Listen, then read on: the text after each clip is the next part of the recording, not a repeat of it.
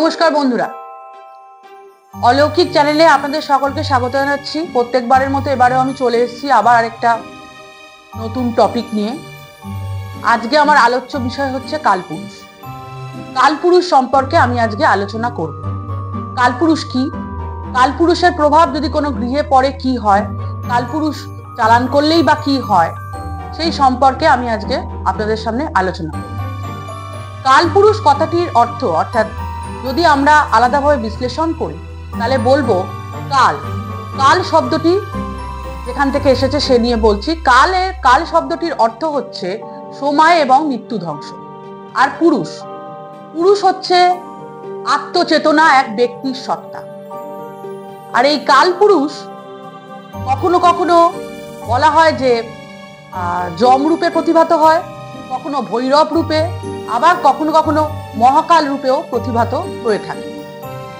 আবার অনেক সময় 12টি রাশি এবং নক্ষত্র এই সঙ্গেও কিন্তু কালপুরুষ কথাটির ব্যবহার করা হয়ে থাকে। আবার কখনো কখনো সপ্তর্ষি মণ্ডলে ব্যবহার করা হয়। আকাশে নক্ষত্র, ধ্রুবতারা, এই সমস্ত যে সমস্ত নক্ষত্রগুলোর কথা বলা হয়েছে সেখানেও কিন্তু কালপুরুষের মতো নক্ষত্রের কথা বলা হয়ে থাকে। কিন্তু আজ আমি আলোচনা করব কালপুরুষের অন্য অবয়ব নিয়ে, অর্থাৎ তন্ত্ররূপে কালপুরুষ কভাগে ভাগ করা যায়, কালপুরুষ কি, এবং কালপুরুষ যদি কোনো ব্যক্তি বা বস্তুতে চালান করা হয়, যেমন পেট চালান করা হয়, বিভিন্ন চণ্ডাল চালান করা হয়, বিভিন্ন শক্তি যখন চালান করা হয়, সেই চালান প্রক্রিয়া সম্পর্কে আমি অলৌকিকের অন্যান্য পর্বে আলোচনা করেছি। কিন্তু আজ আমি বলবো কালপুরুষ চালান করলে কি হয়, অর্থাৎ আজ আমার বিষয়বস্তুই হচ্ছে কালপুরুষ। তাই বলছি, যখন বিভিন্ন রকম ভাবে আত্মা চালান করা হয়, দেবদেবী চালান করা হয়, বিভিন্ন শক্তি যখন চালান করা হয়, তার সঙ্গে সঙ্গে কিন্তু কালপুরুষও চালান করা হয়ে থাকে। তা গৃহে যদি কালপুরুষ চালান করা হয় তার প্রভাব কি পড়ে মানুষের ওপর, সে কি ক্ষতি করে কিনা, তার নেতিবাচক দিক, ইতিবাচক দিক, এই সম্পর্কেও আমি আলোচনা করব। তাহলে আমি এবার বলি যে কালপুরুষ জিনিসটা এক্স্যাক্টলি কি, অর্থাৎ তন্ত্র রূপে কালপুরুষকে কি বলা হয়, মানে কিভাবে ভাগ করা হয়। এবার আমি সেই প্রসঙ্গে আসছি। তন্ত্র রূপে কালপুরুষকে দুভাবে ব্যবহার করতে পারি। কালপুরুষ হচ্ছে সেই পুরুষ জীবিত অবস্থায় যে ব্রহ্মচর্য পালন করা, অর্থাৎ যে ভার্জিন, যে কখনোই যৌন কাজে লিপ্ত হয়নি, কোনোদিনও আসক্ত হয়নি, এবং অতৃপ্ত যৌন বাসনা নিয়ে যার আর কি অকাল মৃত্যু হচ্ছে, এবং সে সবসময় ভার্জিন থেকে গেছে, মানে কোনো রকম ভাবে শারীরিক সম্পর্কে লিপ্ত হয়নি কোনো নারীর সাথে, সেসব পুরুষ যদি মারা যায় তাহলে সেই পুরুষের অকাল মৃত্যুতে, মৃত্যুর পর যে প্রেত বা ভূত বা আত্মা আমরা যাই বলি না কেন যেটা থাকে, সেটাই হচ্ছে কালপুরুষ রূপে চিহ্নিত করা হয়। তখন সেসব পুরুষরা মারা গেলে, মানে বিভিন্ন যৌন অতৃপ্ত কামনা বাসনা নিয়ে যারা মারা যায়, মানে যাদের মৃত্যু হয়, তারা কিন্তু তাদের প্রেত বা আত্মা কিন্তু কালপুরুষ রূপে চিহ্নিত করা হয়ে থাকে। আর দ্বিতীয় যেটা বলা হচ্ছে সেটা হচ্ছে বিভিন্ন ব্রাহ্মণ যারা পৈতে নির্ধারণ মানে পড়ে, সেসব ব্রাহ্মণ যখন বিভিন্ন রকম কাজে, দেবদেবীর কাজে, পূজার্চনার কাজে থাকে, এবং এসব ব্রাহ্মণ যখন মল মাস বলতে আমরা বুঝি যখন একটি মাসে দুটো অমাবস্যা থাকে, সেই মাসকে বলা হয় মল মাস। এবং এই মল মাসে কোনো ব্রাহ্মণ প্রতিহত হয়, অর্থাৎ ব্রাহ্মণ যখন ব্রহ্মচর্য সময়, মানে ব্রহ্মচর্য হয়ে মানে কোনো রকম ভাবে মারা যায়, সেসব ব্রাহ্মণও কিন্তু মৃত্যুর পর তার যে প্রেত বা আত্মা সেটাও কিন্তু কালপুরুষ রূপে অভিহিত করা হয়ে থাকে, তারাও কিন্তু কালপুরুষ হয়। তাহলে তন্ত্ররূপে আমরা দুভাবে কালপুরুষকে ব্যক্ত করতে পারি। এক হচ্ছে যারা যৌন কামনায় কোনোদিনও লিপ্ত হয়নি, ভার্জিন থেকে যারা মারা গেছে, সেও মৃত্যুর পরে সেই আত্মা, প্রেত, সেই অবয়বকে কালপুরুষ বলছে। আর হচ্ছে ব্রাহ্মণ যারা পৈতে নির্ধারণ করে, পূজার্চনা করে, তারা কি মল মাসে যখন মৃত্যু হয় তখন সেই ব্রাহ্মণের আত্মা কালপুরুষ রূপে পরিচিত হয়।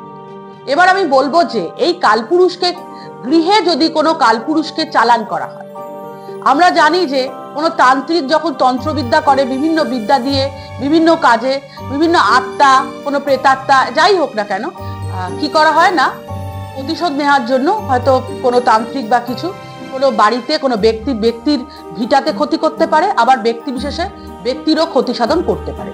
সেই ক্ষতি সাধনের জন্য কালপুরুষকে যদি চালান করা হয় তখন কি হয়, কোনো গৃহে যদি কালপুরুষ ব্যক্তি বিশেষে বা বস্তু বিশেষে যদি চালান করা হয় ব্যক্তি বিশেষে চালান করলে সেই ব্যক্তি অসুস্থ হয়ে পড়বে মানসিকভাবে, এবং তার বিভিন্ন রকমের ভাই ভাই বিবাদে জড়িয়ে পড়বে।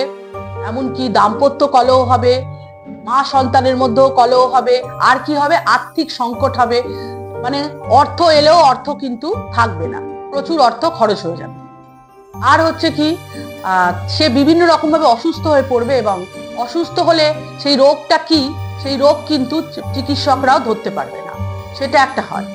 আর যদি কোনো রকম ভাবে কালপুরুষ চালান যদি গৃহে চালান করা হয়, কোনো গৃহে যদি কালপুরুষকে চালান করা হয় তার ক্ষতি সাধনের জন্য, তখন তার লক্ষণ হবে কি, গৃহে প্রত্যেকটা পুরুষ সদস্যদের সেই সময় মৃত্যু হবে। এই মৃত্যু যদি হয়, সে বিভিন্ন রকম ভাবে হয়তো অ্যাক্সিডেন্টে মারা যাবে, দুর্ঘটনায় অকাল মৃত্যু হবে, বা কোনো রোগে মারা যাবে, সে হয়তো আত্মহত্যা করবে, বিভিন্ন রকম ভাবে পুরুষ সদস্যদের মৃত্যু হবে। আর পুরুষ সদস্যদের মৃত্যুর পর এসব রমণীরা মানে স্ত্রীরা বিধবা হয়ে যাবে, তাদের কিন্তু দেখা যাবে যে রাত্রিবেলা ভৌতিক ক্রিয়াকলাপ তৈরি হবে, মানে বিভিন্ন রকম ভাবে প্রেত বা আত্মা তাকে আচর করবে, এই সমস্ত কিন্তু দেখা যেতে পারে। সেই সব কালপুরুষরা যারা কিন্তু যৌন অতৃপ্ত বাসনা রেখে মারা গেছে, মানে কখনোই তাদের জীবিত অবস্থায় কখনো তারা যৌন সঙ্গম করে, এই সমস্ত ব্যক্তিরা বলে যারা কালপুরুষ, তাদের সেই কালপুরুষের আত্মা যদি গৃহে চালান করা হয়, তাহলে পুরুষ সদস্যরা মারা যাবে এবং নারীরা বিধবা হয়ে যাবে। এই লক্ষণগুলো দেখা যাবে। এটা গেল কালপুরুষের কুব্যবহার, অর্থাৎ নেতিবাচক কাজে কালপুরুষকে ব্যবহার করা হয়।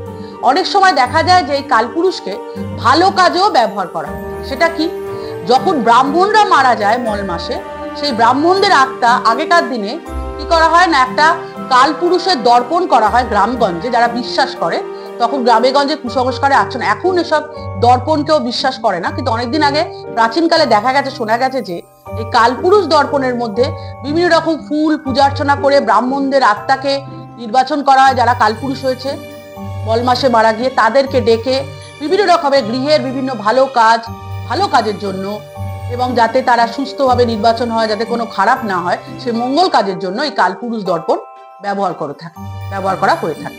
আজকে আমি আলোচনা করলাম কালপুরুষ এক্স্যাক্টলি তন্ত্ররূপে কি, কিভাবে ব্যবহার করা হয়, কালপুরুষ কিভাবে কালপুরুষ আমাদের ক্ষতি করে গৃহে এলে চালান করলে, মানে নেতিবাচক কাজেও ব্যবহার করা হয়, ইতিবাচক কাজেও কালপুরুষকে ব্যবহার করা হয়। আমার বক্তব্য আমি এখানেই শেষ করছি। আপনাদের যদি এই পর্ব ভালো লাগে, লাইক কমেন্ট শেয়ার করবেন, এবং যদি নতুন হন ইমিডিয়েটলি সাবস্ক্রাইব করবেন আমার নতুন নতুন ভিডিও প্রত্যেক সপ্তাহে পাওয়ার জন্য। আমার বক্তব্য আমি এখানেই শেষ করছি। আপনারা সবাই ভালো থাকবেন। নমস্কার।